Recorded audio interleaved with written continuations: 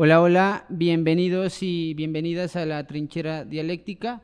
Mi nombre es Jairo Yela Burbano y hoy estoy con Ángela Lucero. Hola Ángela, ¿qué tal la Hola vida? Jairo, bien, gracias. ¿Y tú? Muy bien, muy bien. Muchísimas gracias por estar aquí. Bienvenida. Casi que no sea así. Bueno, esta es como una de las entrevistas que yo más esperaba porque como que no habíamos podido coincidir, pero qué chimba que estés aquí.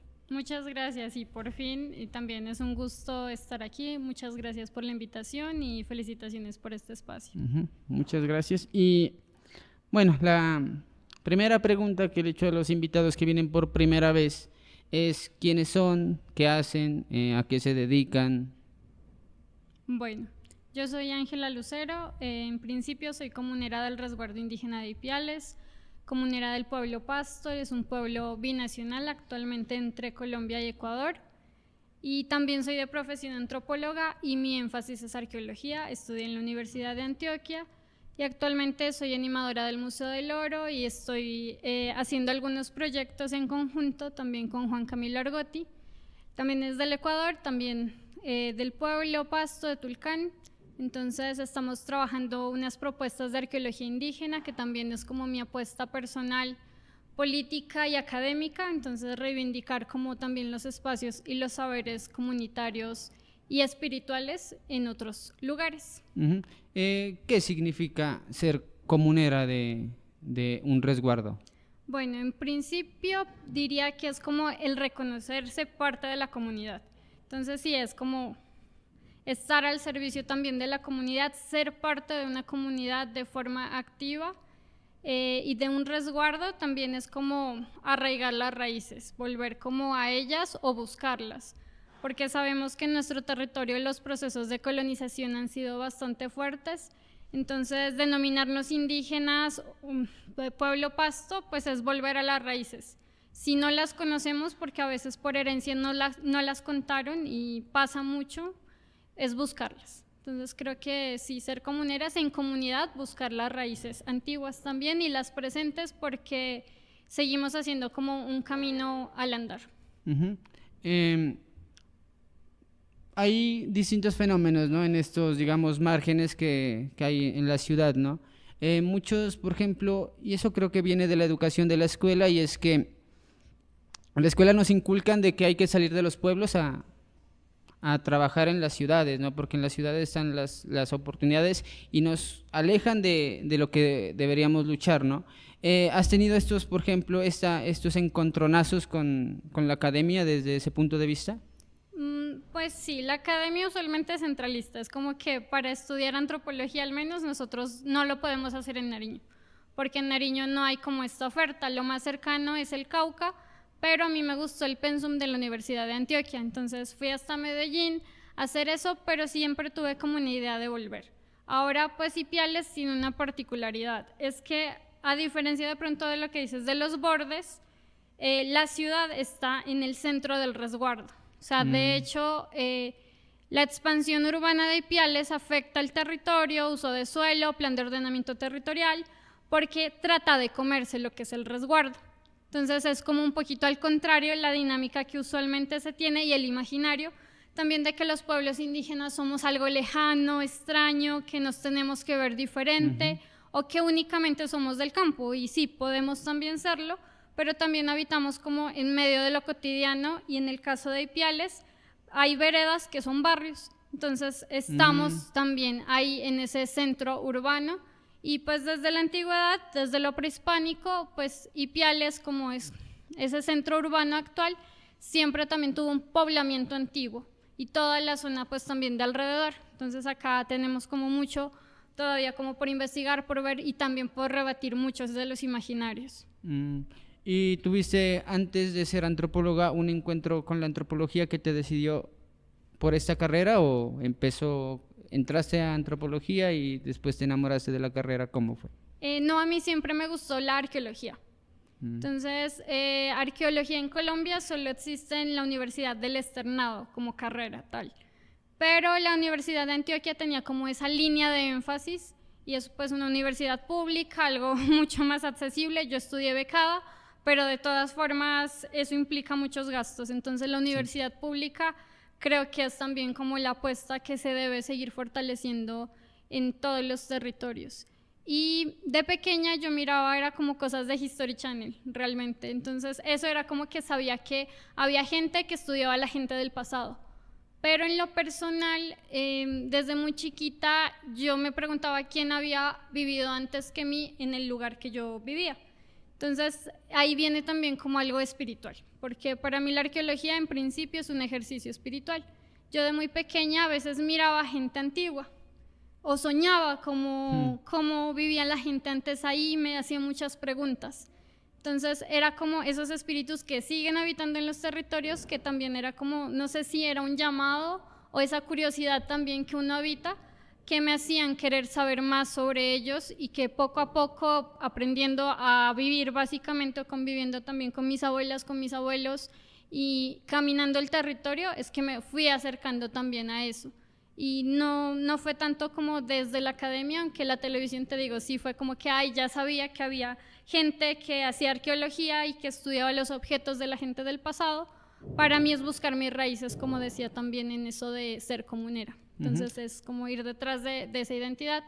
Y la Universidad de Antioquia, con el pregrado que tienen, actualmente ya no es el mismo que yo estudié, tuvo unas leves modificaciones, pues me daba como esa opción de seguir profundizando en las raíces de lo que es mi comunidad y lo que es el territorio en general y en particular, pues sí, de mi resguardo y el pueblo, el territorio Pasto.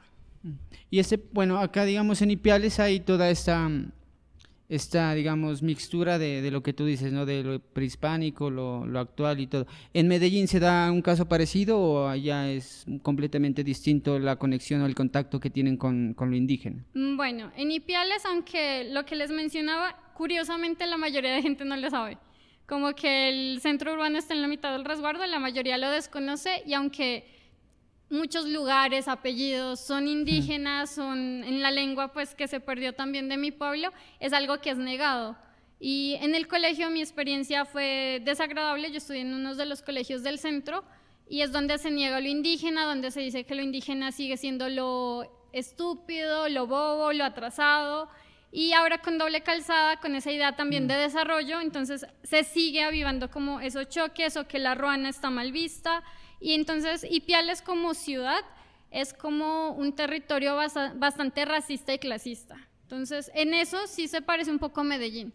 Medellín estructuralmente también funciona así, es como que se sabe que ahí hubo hace mucho tiempo otras poblaciones, por decir uno de los lugares turísticos, bueno, más que turísticos visitados es el Cerro El Volador y se sabe que ahí hubo como tumbas prehispánicas, hay un poblamiento antiguo en el valle, pero se habla como del cacique Nutibara, pero es como algo así muy del paisaje, no que les interesa, y las personas usualmente pues en Medellín no tienen como un vínculo que sea de herencia indígena o que lo reconozcan de esa forma, sino se habla más como de la inmigración antioqueña, de otras cosas, o como la ascendencia, creo que era de Israel, que en algún momento también suelen hablar como esa ascendencia judía. Entonces, lo indígena está como un poco relegado a nivel de ciudad. Ya como universidad, pues existe el espacio del Cabildo Indígena Universitario de Medellín, no es únicamente de la Universidad de Antioquia, pero en la Universidad de Antioquia se ha fortalecido mucho como un espacio. Y la universidad pues recibe gente de todo el país y con intercambio pues gente de todo el mundo. Entonces, es el contraste de lo que es Medellín de pronto como ciudad, un poco más homogénea, un poco más blanca, pero la universidad tiene espacios que son supremamente diversos. No es como todo, no es perfecta, pero existen como esos espacios. ¿Podrías explicar un poco más de estos centros donde antes encontraron excavaciones? Ya, lo del cerro que te decía. Estos cerros. Ya. Bueno, del Cerro El Volador y otros como lugares, que es como en general lo del río Medellín, con las obras pues que ya se hace del metro, también han salido como bastantes vestigios o en construcciones del poblamiento temprano, pues más que temprano, antiguo del Valle de Aburrá. Entonces, que es como donde está asentado Medellín y todo el área metropolitana, porque es como que el mismo valle no es solo Medellín, sino como los demás municipios.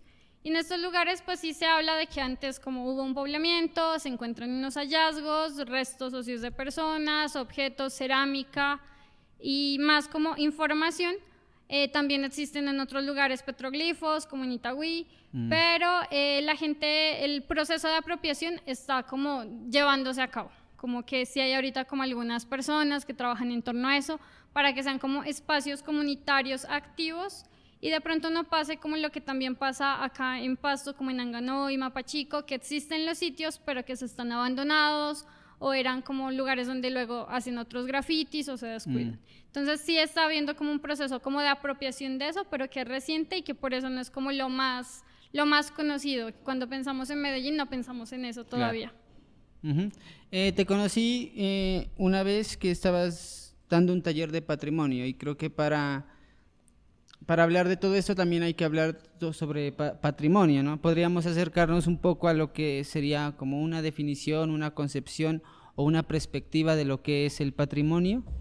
Bueno, hay como las dos vías que era como lo que se hablaba, ¿no? La institucional y también como la local, que podríamos decir. Yo soy como más partidaria de lo local, que se institucionalice a que lo institucional pues se apropie localmente, creo que es más difícil.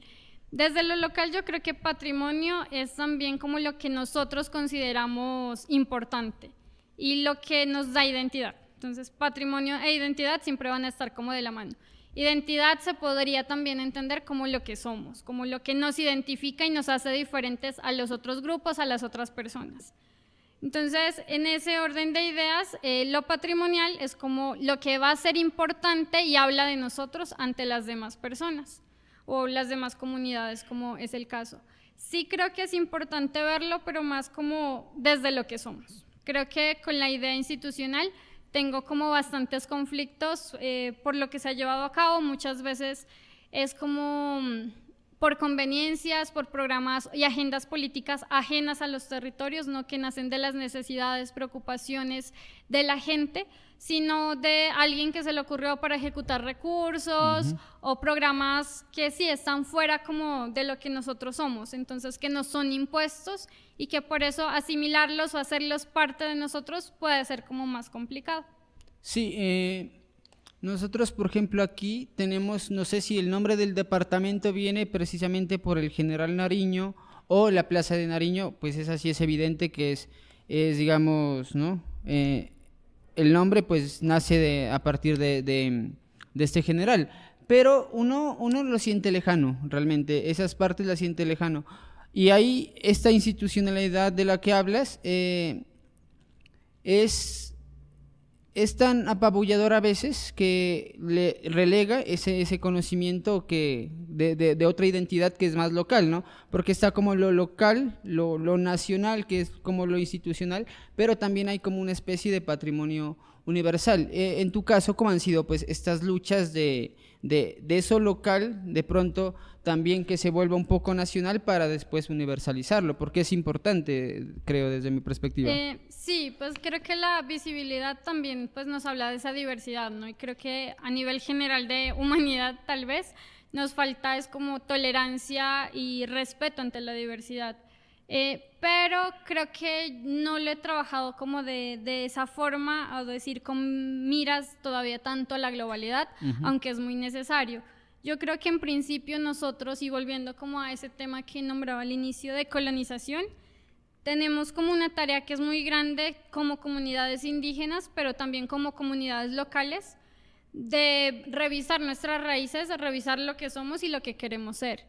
Entonces creo que es un trabajo un poco más interno en principio, como para poder salir con fuerza o no salir, sino seguir creando igual acá, tenemos que tomar sí como claridad y fuerza frente a lo que somos. Y actualmente veo que eso es muy débil o no existe porque nos han dicho que somos algo, más nosotros mismos no nos hemos rebatido como esa identidad que nos han impuesto. Entonces, creo que voy nuevamente así como a lo local a revisar eso, a preguntarme cuáles son mis raíces, por qué dicen que somos esta cosa y no lo otro. Soy eso, me represento frente a esto. Entonces, primero creo que es como esa capa. Si nosotros también teníamos muy claro como en el espacio que te conocí, donde se decía, bueno, esto es importante para nosotros, el caso era el agua, ¿no? Las fuentes son importantes y todas las dinámicas en torno al agua están vivas y son algo vitales para mí, pues puedo defenderlas en la instancia que sea. tengo la claridad de hacerlo. En cambio, si nos dicen que somos, por decir, creo que de Pasto muchas veces dicen que son como berracos, pero ¿qué es ser berraco? ¿De qué forma se manifiesta eso?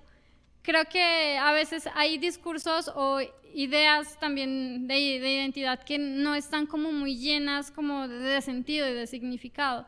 Entonces, que si nos permiten como debatir otros campos, ver, sí, como que podríamos ser de una forma más fuerte y que sea algo que movilice realmente.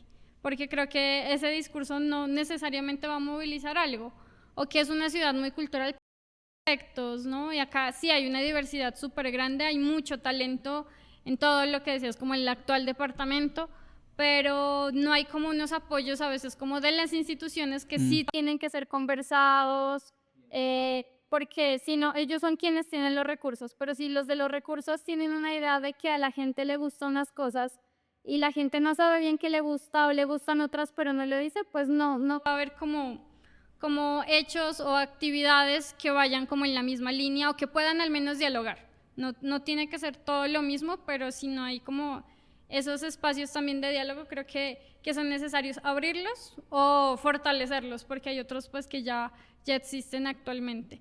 Y yo creo que es desde abajo, por eso, la comunidad, preguntarse quién es, cómo es, qué le gusta, qué hace, qué no hace. De ahí sí o sí hay que hacer un diálogo institucional. En esta parte la política es importante, como la acción política y también por quién votamos, cómo hacemos, qué estamos apoyando, porque eso es como lo que va a marcar muchas veces los caminos de los recursos públicos, y si bien hay otros tipos de financiamiento, pues son nuestros impuestos lo público. Entonces, debe estar como bien invertido. Si queremos eso ya es como a nivel departamental, nacional, espacios de intercambio, últimamente pues se han visto fortalecidos, y también pues a nivel internacional. Ahorita recuerdo que estamos en ANATO, justamente estos días. Entonces ahí muchas de las empresas de turismo están llevando una idea de identidad, que es qué es lo que es Nariño, su atractivo desde el turismo, y no está mal también de ahí revisar qué tipos de turismo están haciendo, es como otra línea, pero ya están llevando una idea de lo que es, de ahí que eso tenga que ver o no con lo que somos, pues es como lo que está pendiente y que tanto se recibe o no, pero hay como esas vitrinas que ya se están dando, y creo que también los medios como de comunicación generales y los alternativos pues nos permiten también esa opción de presentarnos desde lo que somos y preguntarnos o mostrar ya lo que estamos seguros que somos. Y para profundizar un poco sobre esto de la identidad y de las raíces que pues cimientan la identidad de las comunidades, dentro de tu trabajo, ¿cómo ha sido la profundización de las raíces pues del pueblo Pasto? Y creo que también puede tocar un poco que sos facilitadora del banco con la cultura también quillacinga. Bueno, desde el pueblo Pasto, como te mencionaba, para mí es en principio ese ejercicio espiritual también muy personal. Como te contaba, desde niña, desde que me hace ruido, que me interesa y que resuena también en lo comunitario, porque no he sido la única que se pregunta de pronto eso, así sea de diferentes formas. Entonces, para mí preguntarme por mi identidad fue preguntarme quiénes son, por qué me estoy haciendo esas preguntas y quiénes son esos espíritus. Y hablo también como en plural, y hay como diversidad también de espíritus femeninos, masculinos, no binarios, diría ahora, tal vez otros.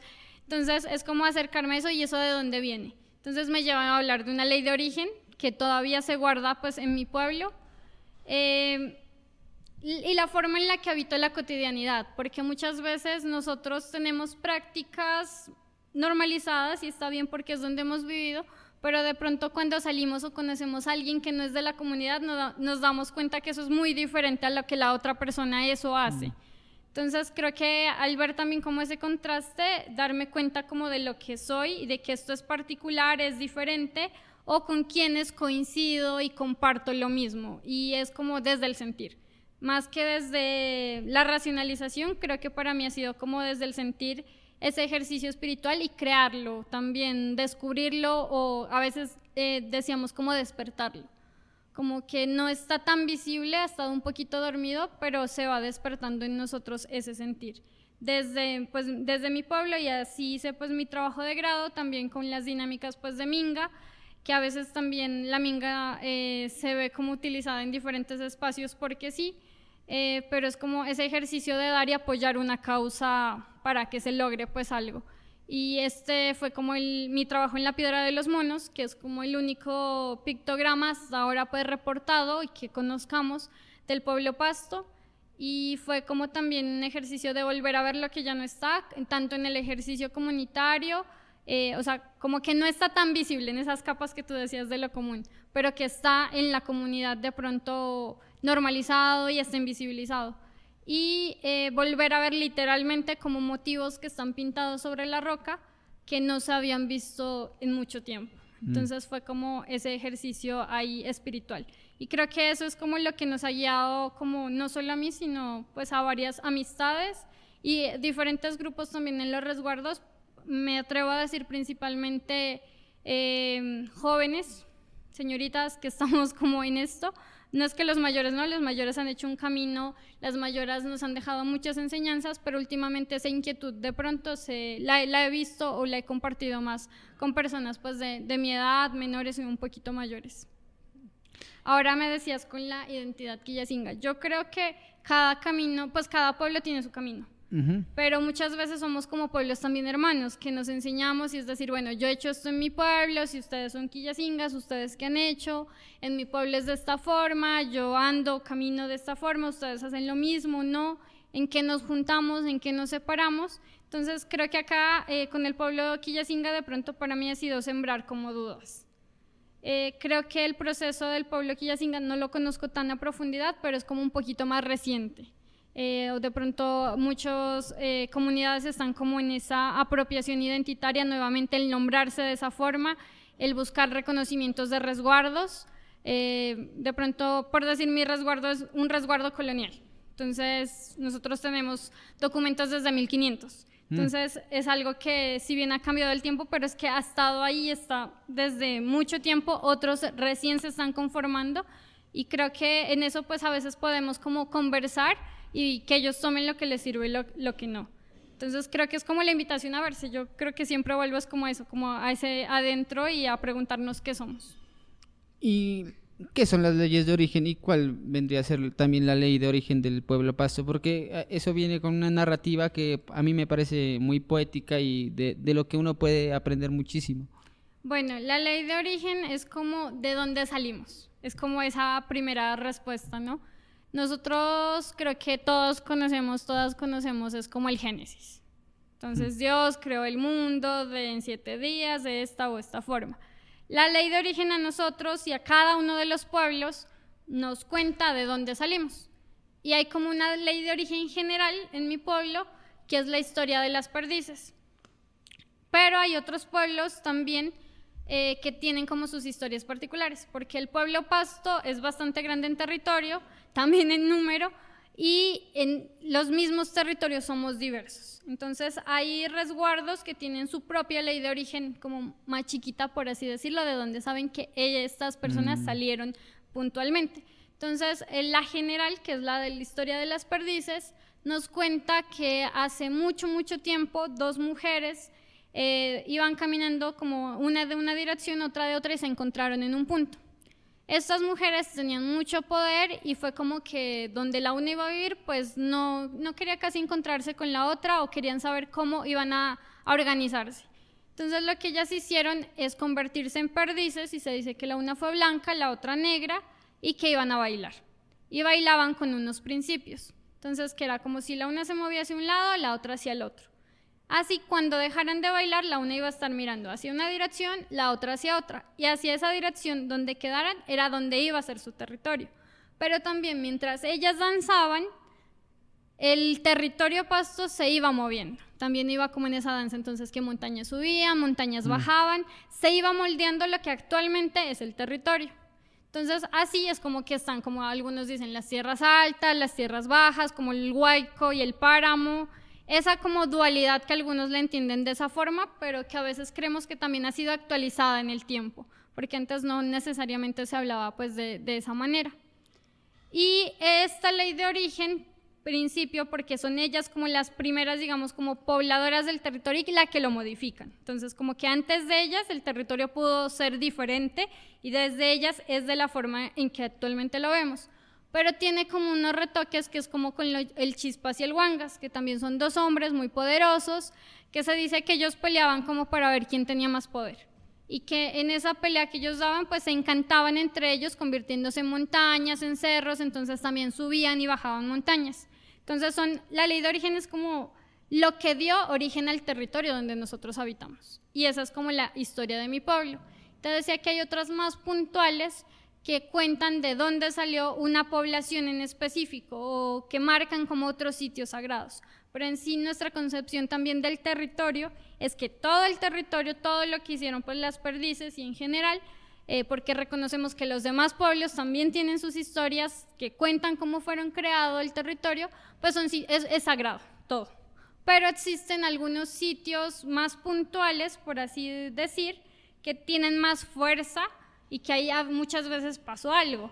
Ejemplo es la Piedra de los Monos, que ahí también se cuenta, hay un relato pues también muy antiguo donde dicen que hubo como una guerra civil entre gente del pueblo Pasto y era una gente muy antigua que tenía cola. Y que el lugar donde está la Piedra de los Monos fue como uno de esos refugios donde se internaron y que cuando salieron pues ya perdieron como la cola. Entonces algunos cuentan como eso, hay otros como la Tucta, que también es en Panam, cuentan muchos de la laguna pues de la Bolsa, otros creo que hay en otros pueblos también así como que dicen que de ahí salieron las personas y es como que este es como mi origen más puntual. Entonces hay múltiples relatos, como te digo, el territorio es súper grande, no los conozco tampoco todos, pero son como algunos.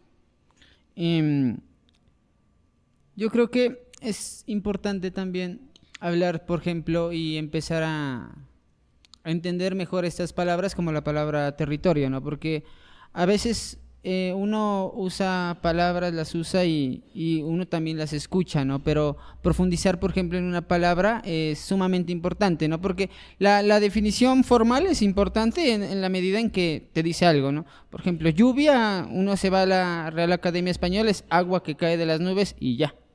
No va más allá.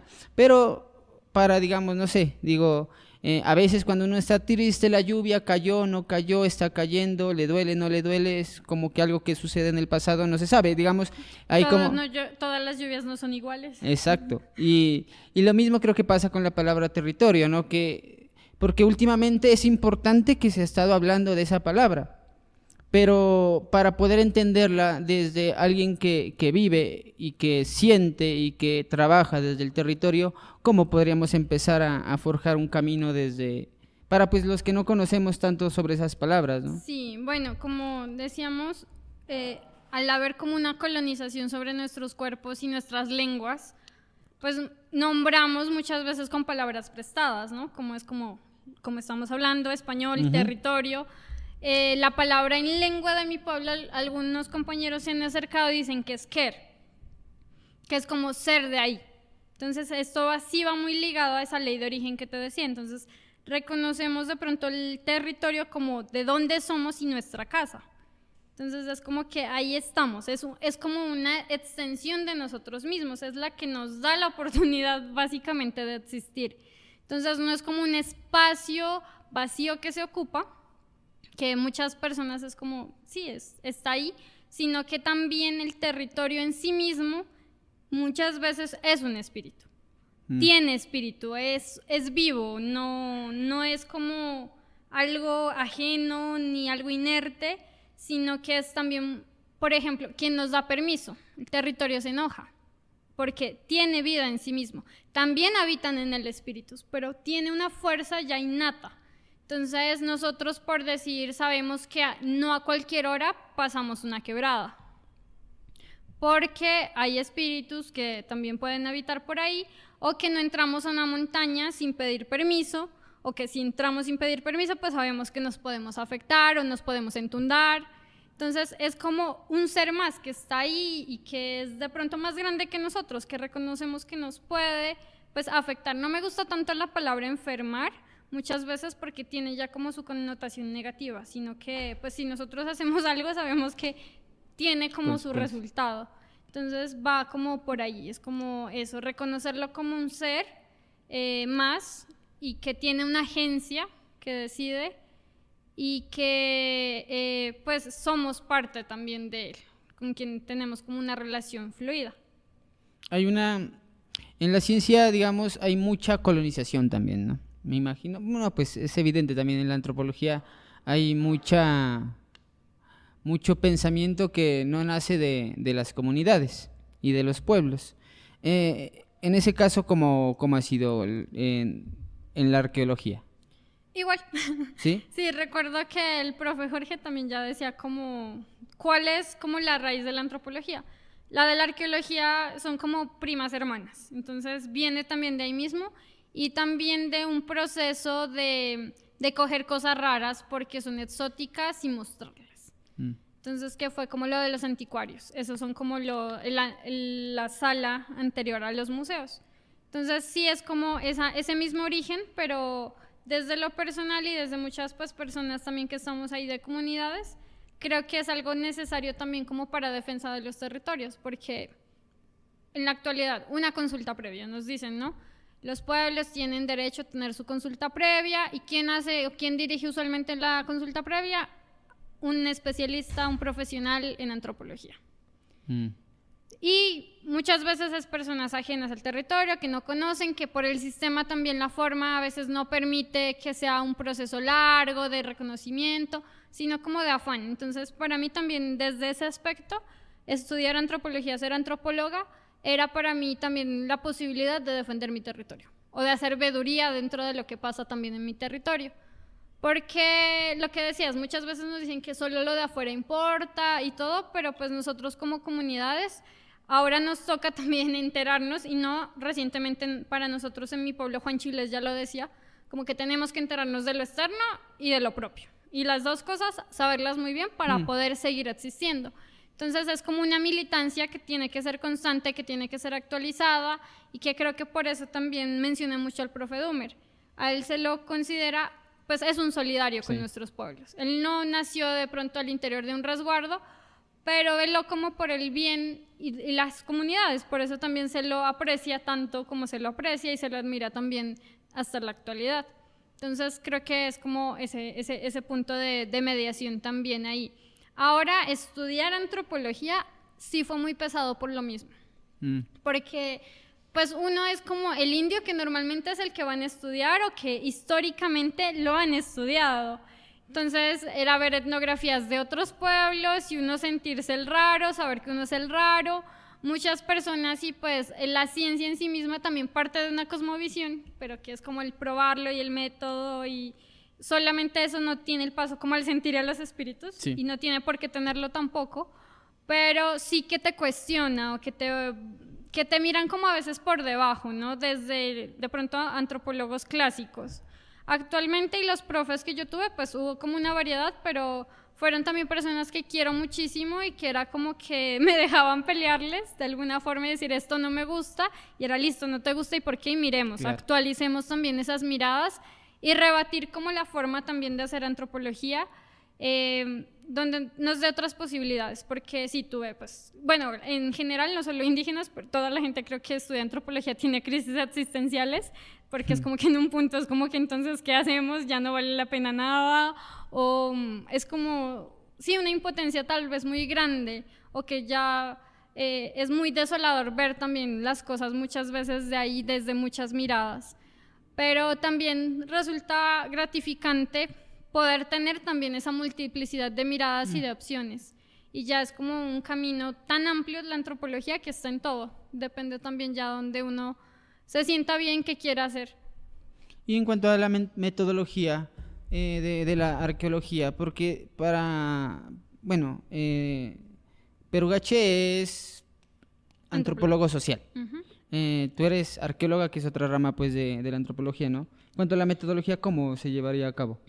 Bueno, para mí la arqueología no se separa de la antropología. Claro. Y hay como ramas, así como la antropología puede ser también tan amplia en sus líneas, también en lo social, pero pues está político, religioso, económico, etcétera. La arqueología también tiene como sus formas, pero sí hay como una diferencia entre lo que usualmente es un antropólogo y un arqueólogo o arqueóloga, y es como que se estudia, ¿no? Antropólogas usualmente son las poblaciones vivas, O sea, va a ser todo en torno a las personas que están vivas. En cambio, la arqueología es las personas ya del pasado. Hay pues una arqueología histórica, que esa ya nos habla mucho como de colonia, otro periodo ya histórico, o la arqueología pues ya más prehispánica. Pero nosotros desde la arqueología no tenemos como la opción de ir a entrevistar a alguien, sino es ver y tratar de juntar datos para crear interpretaciones de cómo vivieron las personas en el pasado. Y para mí, pues ahí también entra como la parte espiritual, que era lo que te decía. Para mí, yo no niego como la arqueología como disciplina y como ciencia, sino que la utilizo como una herramienta más para acercarme al pasado, junto a la espiritualidad. Entonces, no es como negar la una o la otra, sino juntarlas. Y creo que eso amplía también como las posibilidades que nos dan junto a lo social, porque las personas vivas, que somos muchas veces como las herederas de esas comunidades, seamos reconocidas o no, tenemos y hemos guardado conocimientos y formas de ver el mundo particulares. Entonces es como ese diálogo entre las cosas, espiritualidad, arqueología, ciencia pura, método, digamos que ya sea por medio de excavación, recolección de datos, y también la parte social, que te digo, para mí no tendría sentido si no van de la mano, también para ver el pasado y sobre todo también para que se viva en el presente, porque no es como que eso ya pues pasó y está lejano y no tiene importancia, sino que puede marcar también la identidad, volvemos como a ese tema, de las personas que están vivas en la actualidad, si uno les cuenta cómo fueron las personas que en ese lugar vivieron en el pasado, sea que migraron las personas que ahora viven en esos espacios, o sean directamente hasta la familia de quienes siguen viviendo y habitando esos espacios. En ese sentido, hiciste un trabajo bien importante, que es tu trabajo de grado de antropóloga, que es la investigación en arqueología indígena, ¿no? De la Piedra de los Monos, ¿no? Bueno, para ahorita adentrarnos en ese tema, ¿qué es el arte rupestre, Ángela? ¿O cómo podríamos pues entender lo que es el arte? Bueno, primero hay como un debate. Yo usualmente ya me refiero solo a lo rupestre, eso yo le aprendí a mi profe. Porque también colocamos la palabra arte y el debatir qué es el arte, claro, eso hace mucho ruido para muchos. Sí. Entonces, para mí sí son manifestaciones rupestres o lo rupestre, que usualmente es como el trabajo sobre una superficie de roca que no se mueve, que está tallada, que es lo que conocemos como petroglifos, o pintada, que son los pictogramas, o los pictógrafos que nosotros conocemos. Entonces sí, son como manifestaciones de personas sobre rocas, se me olvidó como el nombre de esto, que serían como, sí, como una pared, por así decirlo, algo grande, porque ¿panel? Es diferente, dime. ¿Un panel? Pueden ser paneles, no, pero hay otra palabra como más específica, o sea, es que tiene que ser algo inmueble, porque lo mueble son estatuas, si hay como algo que está... Una escultura. Exacto, una escultura, esa se mueve. Un petroglifo tú no lo mueves. Bueno, acá en Pasto ha pasado que los mueven, pero se sabe que ya es con maquinaria pesada, sí, algo muy grande, pero que no naturalmente los vamos a transportar o fácilmente, sino que es como que donde están se quedan, o pues usualmente, porque ya hacemos como esa salvedad de lo que pasa. ¿Por qué es problemático llamarle arte? Yo siento que es como por ¿no? Porque el arte, digamos que nosotros en la actualidad podemos darle una interpretación que va acorde al contexto, a la época, al tiempo y al espacio en el que vivimos. Pero, ¿es posible llegar a un significado del arte rupestre o es muy lejano? Porque acá tenemos dos pictogramas, creo, ¿no? Que es acá pues, por lo menos en el departamento, que es el higuerón, la piedra del higuerón que queda por Genoy, y la piedra de los monos que tú estudias. Sí, de hecho hay más por acá, pero son de pronto más chiquitos en comparación pues en tamaño y cantidad de motivos que la piedra de los monos hasta la actualidad. Pero en Mapachico hay más pinturas, en Genoy también, usualmente son motivos más pequeños, pero sí hay como más, aparte pues del higuerón, que también está en Mapachico. Bueno, lo de arte que preguntabas, para algunos se vuelve problemático, porque ya nos categoriza arte, artesanía. Entonces también pasamos como estas cosas en el pasado a considerar que sí son artistas, otras personas son artesanos, como quienes hacen la cerámica, o bueno, una cerámica de pronto un poquito más diferente, entonces hay como esas categorizaciones jerárquicas. Entonces creo que por eso es como por lo que algunas personas pues como que no la usamos tanto, pero igual pues la mencionamos porque es la forma en que se conoce también dentro del campo académico. Me preguntabas otra cosa y se me olvidó. No, no. ¿Puedes hablar un poco sobre este pictograma de la piedra de los monos? Bueno, el significado. Ya me acordé exacto, que era lo verdad. que me preguntabas. Bueno, mi perspectiva en torno a eso difiere con muchos investigadores. Usualmente, pues acá en el departamento la mayoría pues son hombres, aunque no necesariamente todos, con interpretar. ¿Por qué?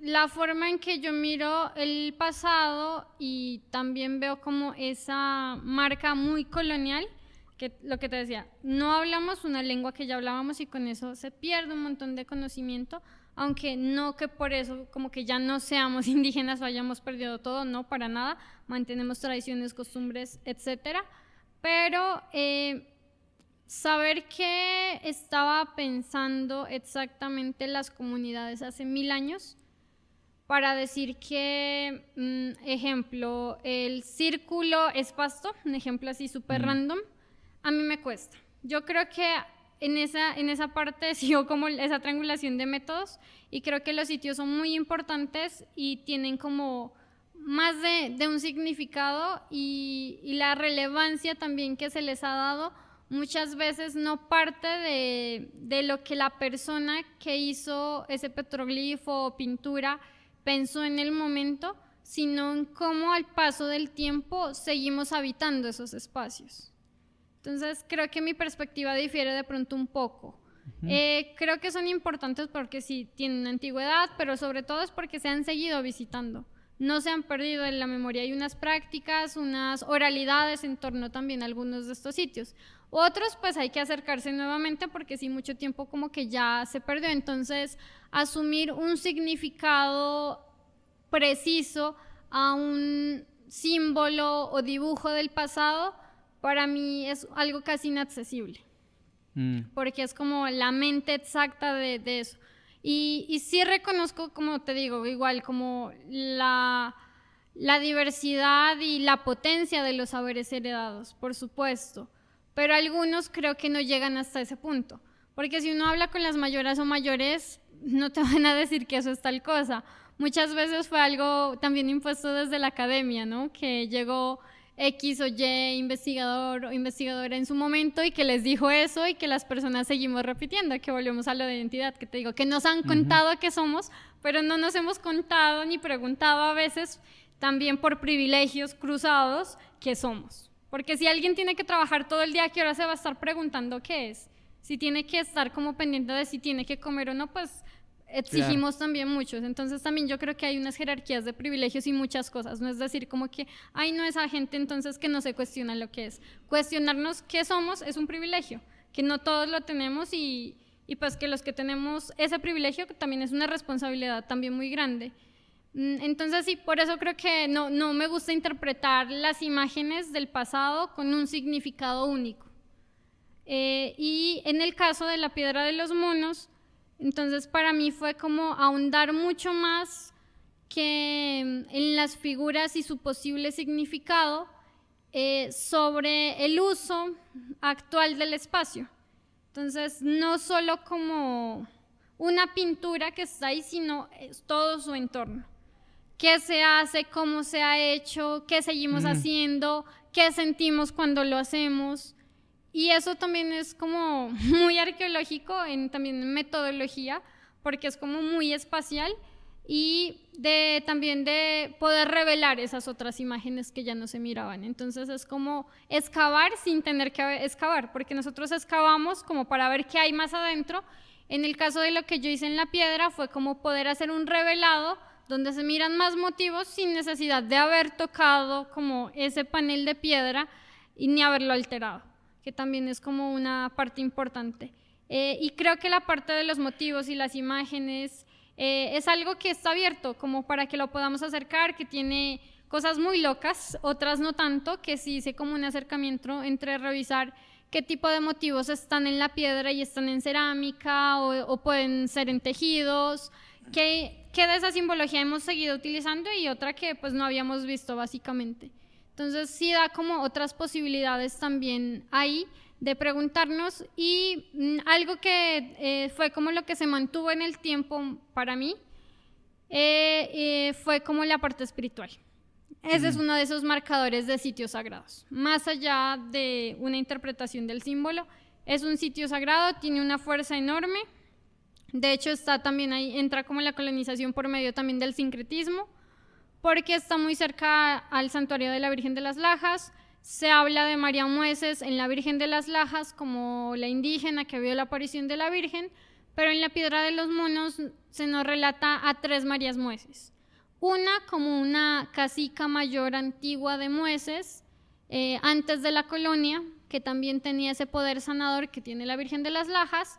Luego se habla también de otro periodo de una María Mueces que también curaba y que vivió en el predio donde está la Piedra de los Monos. Entonces las 3, la tercera era el relato católico, están como con esa labor de curación. Porque entendiendo a María Mueces como la Virgen de las Lajas también, que era como algo ahí. Entonces es como esas otras cosas que se mantienen ahí en todo el cañón del Pastarán, que lo conocemos actualmente como Río Guaitara, donde nos hablan como de esa espiritualidad y algo que va más allá. Entonces sí es curioso y nos preguntamos mucho por qué ese sitio, de pronto ese sitio, volviendo a territorio como se enlazaba, tiene una fuerza innata ahí mismo, que encarna también la espiritualidad, en este caso femenina, que cura. Entonces hay unas pinturas que son muy llamativas y que claro que han visitado por cientos de años las personas, pero hay algo detrás de esas pinturas, no era que la pintura por bonita o por hacer entonces de pronto lo enfocaría como a eso, a lo que sí puedo acceder, a lo que sí puedo estar segura que es, porque en arqueología, como decía antes, mucho es interpretación. Sí. Y no está mal interpretar, es como también, es una necesidad hacerlo, ¿no? Creo que también requiere la arqueología un poco sí de imaginar para interpretar, pero con base a datos. Entonces sí es un ejercicio etnográfico bastante largo el que sea ahí, también con los datos y la aplicación de los software y todo lo que se hizo como, a diferencia de excavar, pero es como excavar entre esas pinturas. Y el cambio también de tiempos, porque como te decía, ese sitio sabemos que fue visitado mucho tiempo, actualmente lo seguimos visitando en las comunidades, pero al solo hacer las pinturas también hay 8 momentos diferentes. Eso es en importante. el pasado. Entonces también hice como esa diferenciación, un acercamiento más bien, porque para tener también como fuerza en los mismos datos, lo hice mucho desde lo visual y las restricciones pues también que requiere eso, pero se puede triangular nuevamente con pruebas arqueométricas, que eso son pruebas físico-químicas aplicadas a arqueología. Entonces eso sí nos puede dar un rango de tiempo, ya decir no que son 8 tiempos diferentes, sino decir como tantos años entre una y otra cosa.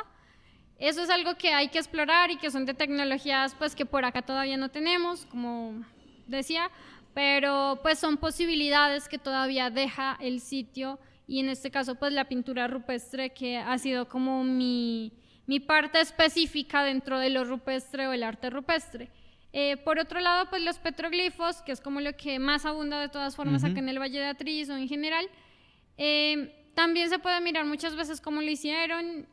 Hay el estudio de un compañero que es Tiepolo Fierro, que recuerdo que él también miraba como si lo hizo una persona diestra o zurda. Puede ser como un detalle pequeño para alguna gente o eso qué, pero son posibilidades que sí tú puedes mirar en el registro material.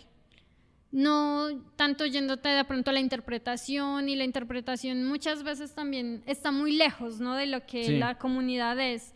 Entonces esas son como mis cositas con las que a veces está, pero hay otros trabajos que también pues hacen la interpretación y una interpretación muy situada. Entonces de un trabajo con las comunidades, con quienes piensan en ese momento, o acercándose en documentos también al pasado, u otras formas. O sea, hay como diferentes ramas, como te digo. Interpretar el símbolo para mí no es como una prioridad, ni es mi rama.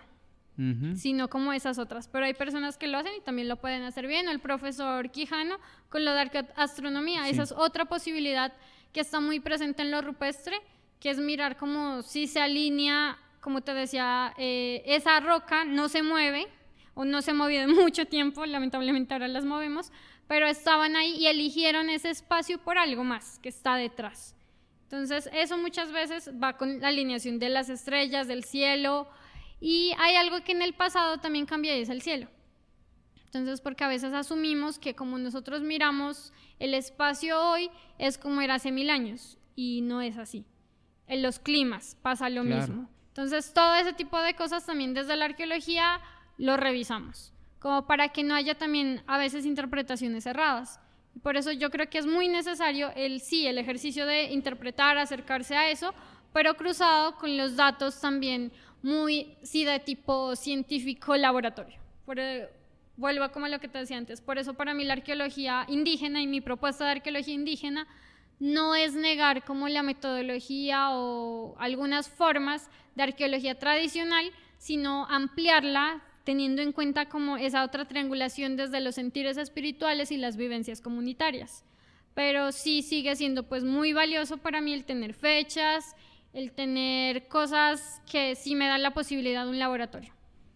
Y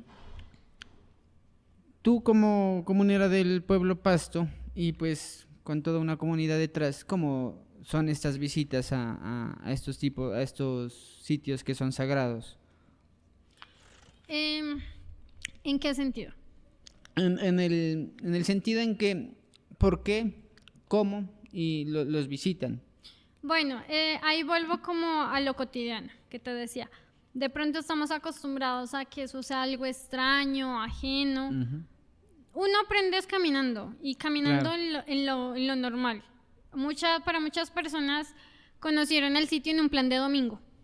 Claro. Bajaban a hacer allá sancocho. Y de hecho se mira, ¿no? Que hay unas ciertas intervenciones que son pues muy Sí, modernas. más actuales esas se atribuyen principalmente a visitas de colegios. Hay como la lista de un curso. Ah, Entonces, hubo como muchos momentos diferentes. Nosotros, ¿cómo lo hacemos también como comunera, como decías? Desde el sentir. Uno reconoce cuando es un sitio pesado. ujú. O ya se sabe que pues allá habita como algo más, algo. Entonces, pues uno ya sabe que lleva ofrenda, pide permiso. Pero no es algo como que te digo así re extraño, no, sino es algo que uno puede Claro. hacer y que se hace dentro de lo cotidiano. O actualmente pues ya no por el cambio de dinámicas de vida en la ciudad, pues nosotros ya no pedimos permiso para pasar una calle, no es necesario Claro. dentro de esta otra nueva cosmovisión.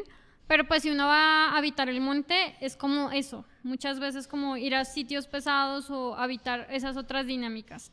Entonces sí, se lleva como ofrendas.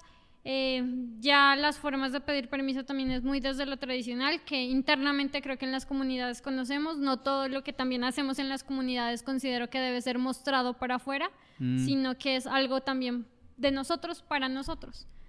Y que van externos también. Yo visité el sitio con varios externos, entonces ahí conocen cuál es como la forma de pedir permiso, que yo la hago.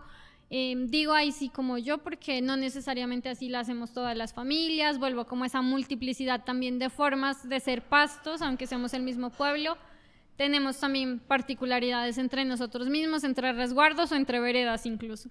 Entonces es como todo ese aspecto ahí. Ujú. Bueno, tenemos que ir cerrando, Ángela. Estamos en momentos políticos, ¿no? Hace un poco hablaste sobre ciertas recomendaciones en ese ejercicio de la política y de, por ejemplo, de las votaciones. ¿Qué otras recomendaciones podrías dar o qué quisieras que se tome en cuenta al momento de pues elegir a quién vamos a elegir? Bueno, primero yo creo que es importante recordarle a las personas que sí es importante elegir, porque creo que la abstención en Colombia es altísima. En nuestro departamento, en nuestros municipios sigue siendo bastante alta. Entonces sí es importante elegir. Creo que lo político también es un proceso que va más allá de elecciones y que en ese sentido estamos como un poquito tarde y sería como una invitación a que quienes les guste también como el ejercicio comunitario se puedan acercar a esos espacios que son pesados, que no es como tan fácil, pero que vale la pena si es para ponerse al servicio de la comunidad. Entonces sí es como hacer un proceso de pronto de base y de verdad como de un interés de servir, porque al final van a ser funcionarios públicos, que también se nos olvida que las personas que elegimos son eso. Y entre los candidatos pues ya actuales, porque ya no es que ahorita podamos como proponer más, pues ver la persona con la que su forma de pronto de ver el mundo y de hacer sea cercana a nosotros, a lo que nos gustaría que sea pues nuestros territorios y nuestro país en este caso. Entonces sí, conocer un poquito más allá de pronto trayectorias, formas de hacer, y la invitación pues abierta también es como a seguir y hacer procesos en la comunidad y que si deciden también se puedan escalar ya un plano también electoral, porque creo que nos hacen falta buenas opciones entre los candidatos que actualmente tenemos y las candidatas. Entonces que para los próximos 4 años ojalá tengamos mejores candidatos y candidatas que, con los que nos podamos sentir mucho más identificados. Listo, hasta aquí llegamos. Muchísimas gracias, Ángela, por haber venido. Un gusto. Muchísimas gracias también a Juan, que está detrás de cámaras, al maestro Julio de la Casa Cultural Antiguo Liceo, del Teatro La Guagua, y a Liliana Jiménez, que hace parte de la coordinación de la Casa Cultural. Hasta luego.